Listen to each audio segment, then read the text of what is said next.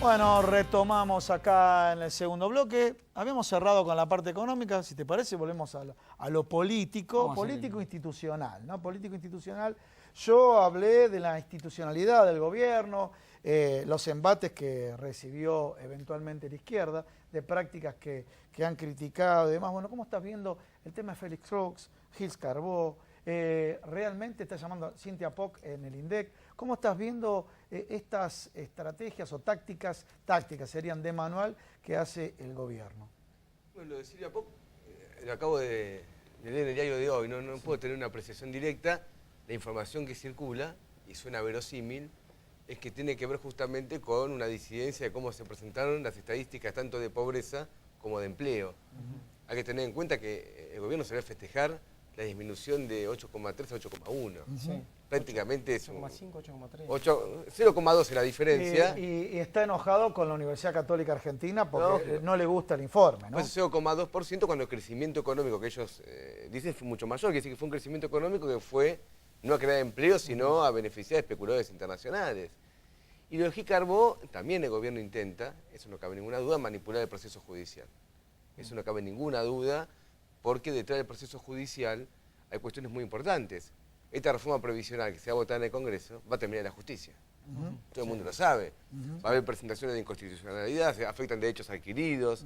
Entonces, ¿la justicia va a fallar a favor de los jubilados o a favor del gobierno? Ya hemos tenido en el pasado, con otras leyes votadas en el Congreso, situaciones muy de crisis. Por ejemplo, la ley de ART. La ley de ART prácticamente fue volteada en la justicia porque también se negaba al trabajador la posibilidad de litigar en la justicia, y eso fue declarado inconstitucional y tuvo que hacer una nueva ley de ART. Entonces, en tema judicial es importante porque todas estas leyes, insisto, afectan derechos adquiridos y el gobierno quiere tener la certeza de que, por lo tanto, la vota del Congreso pueda tener viabilidad en la justicia. Ahora, vos, disculpame, desde la izquierda, sí. ¿Cómo ven ustedes? ¿Ven pero tan vulnerable la justicia? Bueno, la justicia... ¿O algunos jueces? ¿Cómo lo ven ustedes? No, la vemos, es una justicia que en general tiene dos componentes. Por un lado, servirle poder de turno. Eso no cabe ninguna duda, del anterior y ahora del actual poder. Eso no cabe ninguna duda. Y en segundo lugar, creo que la justicia está pretendiendo, complementariamente con el gobierno, tratar de moldear un régimen político en crisis. Quizá el espejo más fácil es lo de Brasil. Porque en Brasil directamente la justicia está armando un régimen político y decidiendo cómo son las empresas, cómo son los negocios. Y es una justicia muy dependiente de Estados Unidos. Acá todo el mundo habla del FMI, del gobierno, pero hay que tener en cuenta que la justicia argentina, la justicia de los países de América Latina, es muy dependiente de lo que pasa en Estados Unidos. Las causas judiciales argentinas se ventilan primero en Estados Unidos y después se conoce acá. Entonces la justicia está actuando políticamente para también a la oposición tratar de arrinconarla para que le vote las leyes al gobierno. Esto es así. Lo mismo ocurre con los sindicalistas. Está esa presión para que dejen pasar una serie de reformas, y aparte ellos de buena gana la dejan pasar muchas veces también. Bueno, ahora parece que reacciona, ¿no? El sindicalismo, la CGT... Bueno, lo que pasa es lo siguiente, a ver, la CGT estaba juntando firmas para una solicitada a favor de la reforma laboral. Estaba en todos los diarios, estaban juntando firmas. Las autoridades de la CGT, el sello. Bueno, no, está bien, el triunvirato de la CGT estaba juntando firmas para eso.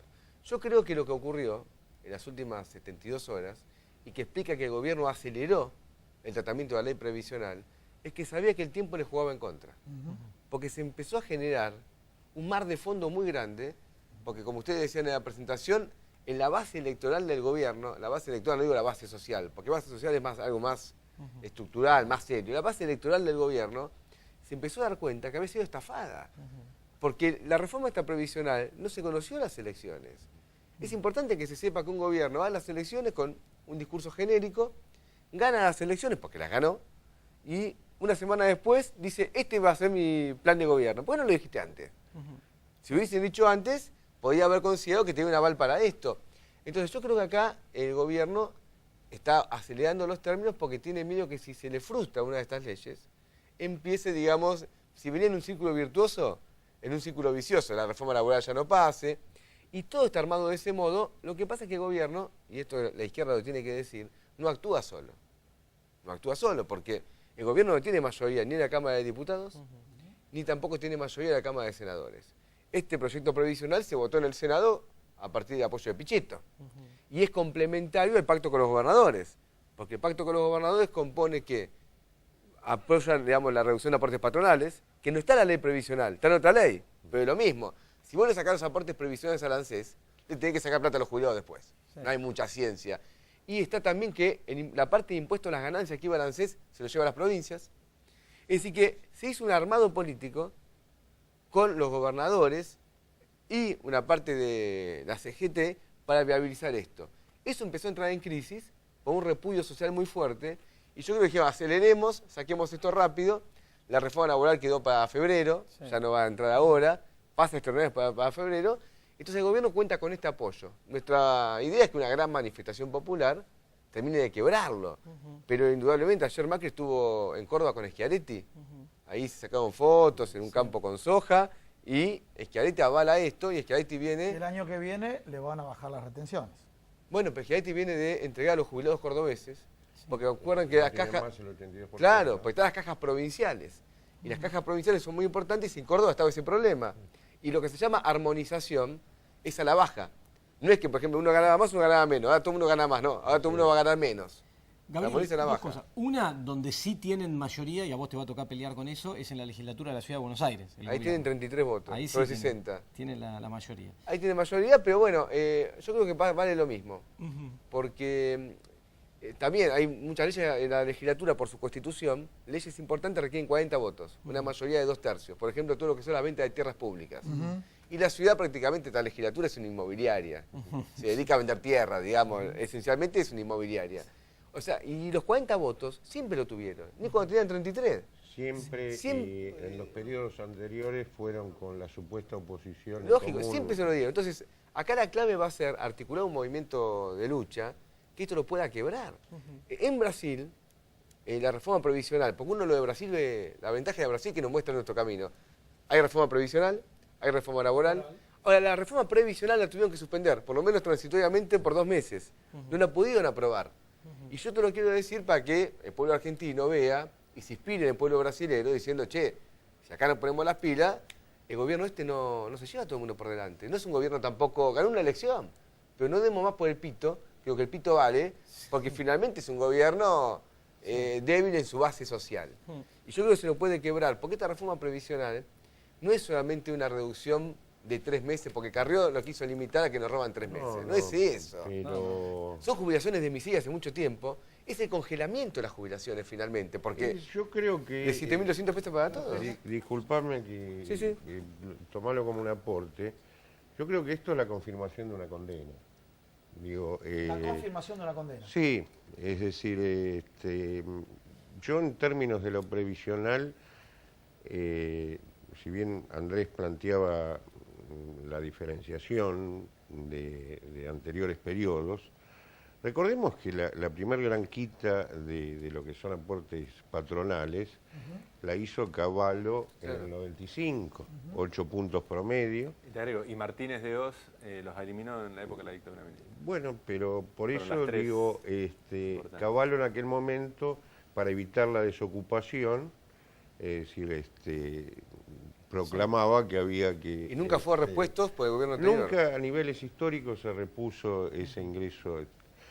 Recordemos que el caso Badaro surge a partir del achatamiento de la pirámide, porque nunca hubo un ingreso extra al sistema, sino que se redistribuyó el ingreso. Los jubilados de más de 1.000 pesos bancaron a los nuevos que ingresaban. Por eso nosotros, quienes estábamos de acuerdo con la moratoria, decíamos que el Estado ponga la guita, no los otros jubilados. Por eso digo que más que cambiemos es continuemos. Y los resultados son, en otros aspectos que tienen que ver con la seguridad social, sigue rigiendo el gran contrato de la industria del medicamento a través del PAMI, que viene financiando desde el 97 las campañas de los grandes partidos políticos en Argentina. Leer 2007, caso Capaccioli, es decir, con la desviación, y leer en 2015 la deuda que supuestamente tiene que contraer el PAMI a partir de marzo del 2016, que fue el aporte con la salud de los jubilados a la campaña electoral. Entonces me parece que estamos en un problema estructural de grandes dimensiones. Lo que decía el Fondo Monetario y demás, a principios de los 90 lo siguió diciendo siempre. El problema son las políticas locales al respecto. Una precisión nada más. En el 2016, para que se vea, con la fórmula anterior, con la que está vigente todavía porque la ley se tiene que aprobar, se perdieron 10 puntos. Sí. Porque el coeficiente anterior, la crisis, la pagaban los jubilados. En el 2014 también. ¿Qué pasaba? Procíclica, digamos. Lógico, porque ¿Puedo había... agregar algo respecto a eso? No, porque una devaluación. Sí. En el 2014 o 16 hubiese convenido que se ajuste por inflación. Ahora, ¿qué pasa? Cuando conviene por inflación, te ajustan por crecimiento. Cuando conviene por crecimiento, te la cambian la inflación. Te van cambiando el arco y al final de cuentas lo que vos tenés son jubilaciones de 7.200 pesos. Que como bien acá se decía, por ejemplo, yo lo veo en mi familia, ¿no? Están los jubilados que trabajaron de mi familia en blanco toda su vida y tienen jubilaciones mucho más bajas que su salario, y los que trabajaron en negro, que se le dio la moratoria. Ahora, el que trabajó en blanco financió la moratoria, cuando en realidad la moratoria tenía que haber puesto exactamente el Estado, y ni siquiera el Estado, un impuesto a las patronales que se quedaron en el aporte previsional, porque tenían que haber pagado un impuesto que no pagaron. Pasamos a Andrés y de Ezein, ese a ver, modo que quería disminuyó la plantear un pobreza, punto no se en disminuyó la disidencia, riqueza. ¿no? A ver. Andrés. No, yo creo que disidencia es bueno poder... No, me parece que hay una lectura errada porque se está pensando que la plata de la moratoria la pusieron los otros jubilados, pero en realidad la ANSEF, el 50%, digamos, del déficit que tuvo lo puso el Estado, digamos, a partir de impuestos nacionales. O sea, no, el crecimiento que hubo del gasto previsional, que generó gran parte del déficit público en los gobiernos anteriores, no se cubrió, digamos, con recursos del ANSES. Pero los impuestos vinieron a compensar parcialmente. Pasaron de un 30 a 35 a casi el 55% del financiamiento del ANSES con impuestos nacionales y no recursos propios. Entonces sí hubo un aporte del Estado. Esta es una aclaración, pero me parece que no es lo relevante. Quiero ir al otro. El gobierno y el FMI, yo creo que por lo que decías vos, tienen una visión muy optimista de este programa económico que yo no comparto, ¿no? Y ellos dicen, con esto vamos a ahorrar tanto y vamos a generar estabilidad en las cuentas públicas y este sistema. Yo comparto con Mariano Miguel que en realidad el talón de Aquiles de este modelo no tiene nada que ver con el déficit fiscal. Hay un déficit externo enorme. En 2016 yo conté 35.000 millones de dólares. Si no hubiera habido endeudamiento, toda la plata que había que pagar y no había, eran 35.000 millones de dólares. Y se usa el déficit del Estado para conseguir los dólares. Porque acá no se solucionó ninguno de los problemas. No se solucionó el problema del déficit industrial, el energético, ni la fuga de capitales, nada. Todo el déficit que frenaba la economía en el kirchnerismo, que hizo que aparezca el cepo, que faltaran los dólares, sigue estando. Lo único que están usando el Estado para conseguir los dólares. Entonces, ellos tienen una visión optimista que yo no comparto, porque si vos tomás deuda en dólares y el déficit de cuenta corriente cada vez es peor, claramente en el mediano plazo esto vuela por el aire porque no tenés con qué pagar. Entonces, se le puede transformar en un boomerang esta fórmula indexada. Porque en Argentina una crisis de deuda es un gran disparo del dólar y de los precios, digo. Y que el gobierno prevé un ahorro. Por eso, llegado a ese momento, creo que habría que hacer una aplicación gradual. Ahora, ¿no? Claro, Es mucho más corto. Están mirando. Oye, te cambia el arco de acuerdo al mes, al año. Ver, Tiene una visión de un año. Discúlpame, vinculado con esto, Melconian y Esper, me imagino, no es la misma ideología económica que ustedes, hablaron de corralito, ya lo instalan, ya lo mencionan. Vinculado a la pregunta que hizo Agustín, de esta trampa que no pueden salir, ¿cómo lo ven? Yo creo que tiene una visión errada, digamos. Pero ¿cómo ven el tema de corralito? No, te quiero decir, sí. estos economistas de derecha que corren Sí. el gobierno, ellos tienen una visión que el problema es el déficit fiscal. Un poco con lo que decía Mariano, que el alto déficit fiscal genera deuda y eso genera atraso cambiario y eso no permite el gran boom exportador. Yo creo que es humo. Poner el tipo de cambio donde quieras, hacer la Argentina lo más competitiva del mundo, en este contexto internacional y con nuestra estructura económica no vamos a exportar mucho más. ¿Es verdad, Mariano? ¿Coincidís? Totalmente de acuerdo. Entonces, el problema es estructural y es más grave y no tiene una solución simple, es. ¿está? No tiene una solución simple. Y no, obviamente, si vos ese problema no lo solucionás y si hicieran el brutal déficit ajuste fiscal que le pide Melconian o Expert, sería peor, porque ellos tendrían el mismo problema externo y encima con una crisis de la economía interna y encima con una ingobernabilidad.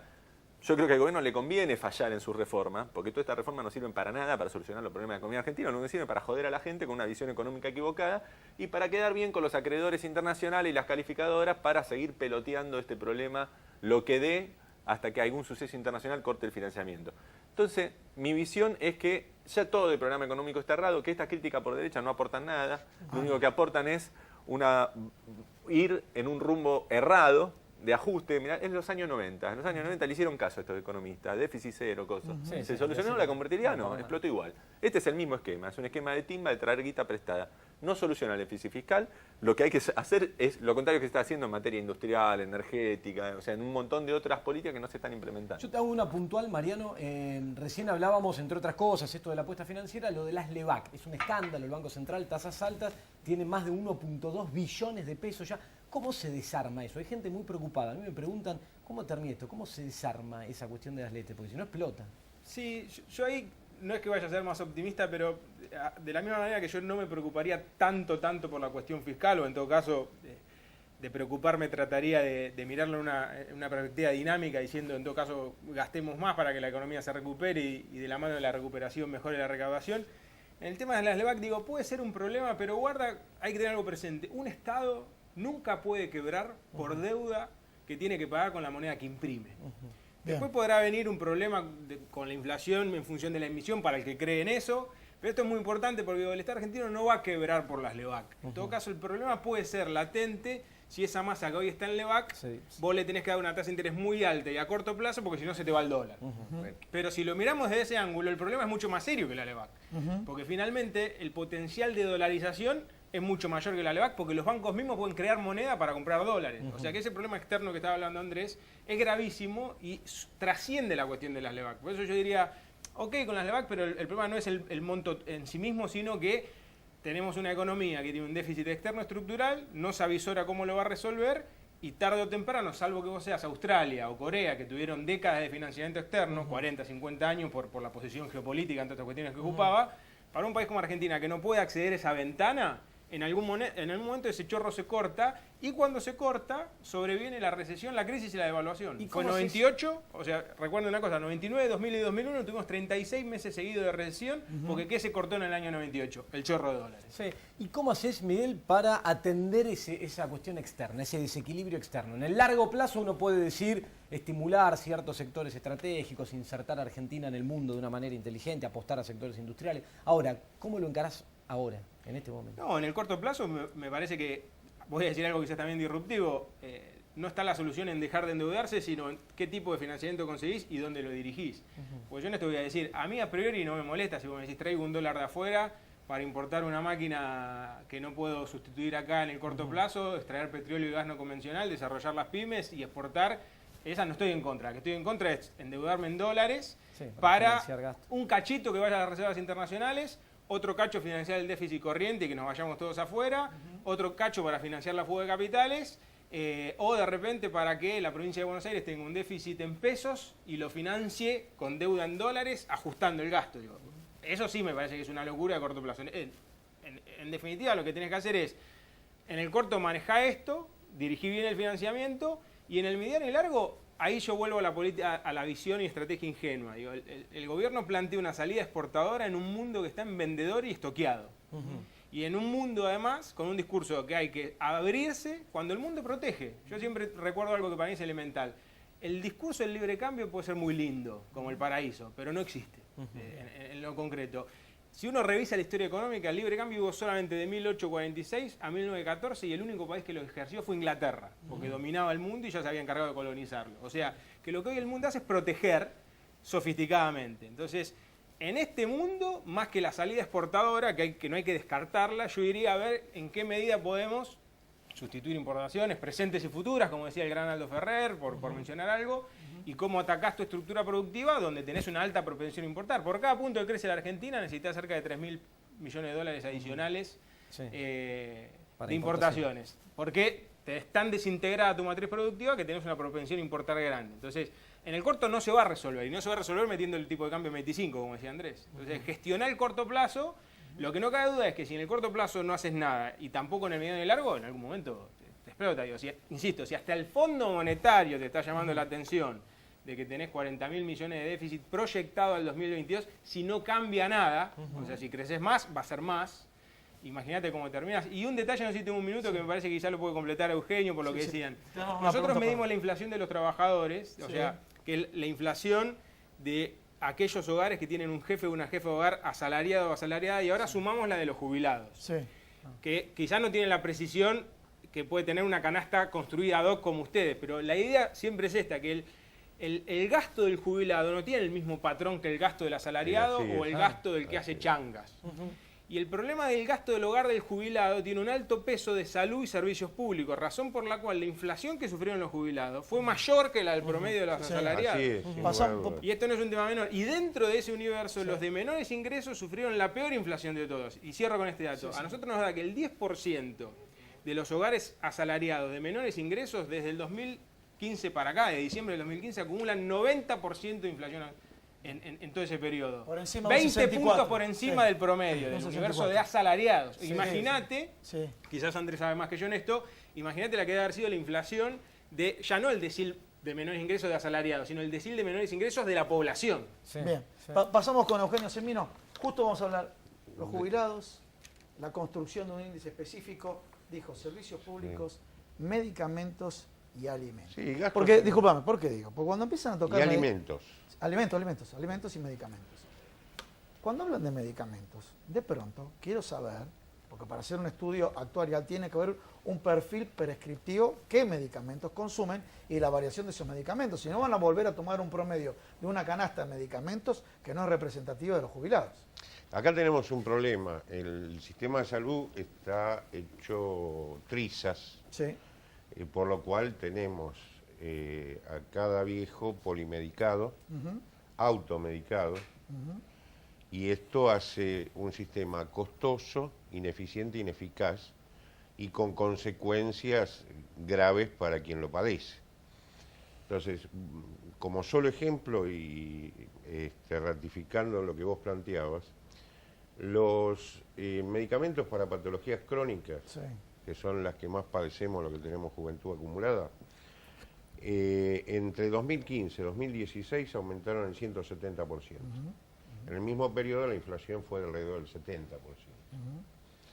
Los alimentos hiposódicos, hipocalóricos, sin TAC, que están obviamente fuera de precios cuidados y demás, aumentan muy sobre lo que es la media de inflación. Es decir, estamos, y recordemos que estamos hablando de una canasta reducidísima. Entonces, estamos en un problema realmente de grandes dimensiones. La última canasta que calculamos nosotros, con gastos de vivienda, nos da 17.500 pesos. Hay que tener en cuenta que a su vez nuestra población, como la del mundo, va envejeciendo y esto genera mayor dependencia. Eugenio, disculpa una observación. Estos 17.500 pesos, ¿es jubilados en la ciudad de Buenos Aires? En la ciudad de Buenos Aires. Gracias. En la ciudad de Buenos Aires, una medición muy modesta que hacen Por jubilado. por jubilado. Por pareja crece un poquito. Es decir, y estamos en un problema, decía, de gran dimensión porque va aumentando la dependencia. Hay cosas que no se miden, Para- las demencias y demás. Exactamente. Más allá de la cronicidad, la masividad está en los antihipertensivos, en los productos del aparato Exactamente. cardiológico, circulatorio, que aumentaron muchísimo los precios. ¿no? Exactamente, esos son los medicamentos para crónicos, que es el gran negocio de la industria del medicamento. Es cronificar las enfermedades. ¿no? Entonces, digo esto si no lo vemos holísticamente, que el sistema político no lo vio porque se alimenta de la enfermedad. Es decir, el jubilado, históricamente en el capitalismo, el gran disciplinador fue el trabajo. El nuevo fenómeno es que es el envejecimiento, la preconfiguración, como se da en Argentina, de vejez como exclusión, pobreza y demás, es el espejo en que estamos haciendo ver al joven para condicionar su propio desarrollo. Así que no es un tema menor en términos de la propia estructura social y de lo que implica como drama humanitario que está viviendo nuestro pueblo. Una reflexión final. Sí, Gabriel, tenemos que tenés cerrar. Le iba a preguntar bien cortita, Gabriel. ¿Van a seguir desde la izquierda, en la calle, luchando, poniéndose a estas cosas? Obvio. Yo pienso que, insisto, el gobierno está dando este paso, tiene en carpeta otro tipo de ataques al movimiento obrero, al movimiento popular.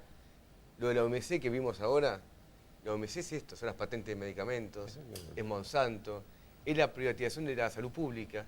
Esta Cook que se acaba de lanzar es terriblemente negativa. En la ciudad de Buenos Aires, vamos a ver el año que viene, un plan de privatización educativa, desmantelamiento de la educación de formación docente, que está generando ya un revuelo muy grande.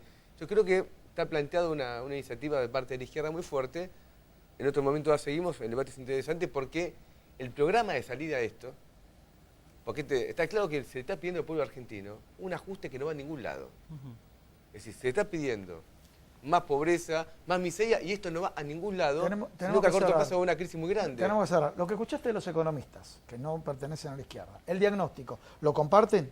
No, ¿El diagnóstico lo comparten? de acuerdo a la dependencia de la economía argentina, seguro. El tema es cuál es la salida, que no es La una acción salida terapéutica es diferente ni cada monetaria, ni financiera, sino que es una salida de una transformación social del país, de su perfecto. base social.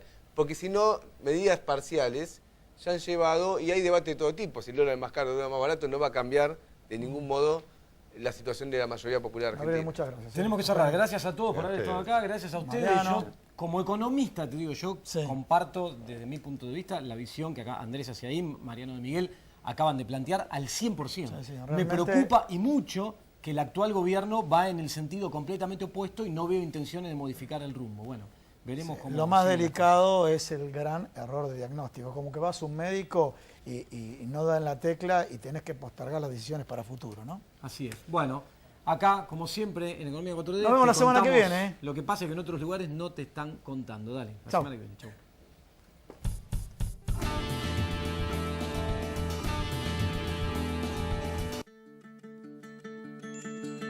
Atilra es artífice de un proyecto solidario, colectivo y social. Es una realidad que crece, se desarrolla, vive y se multiplica.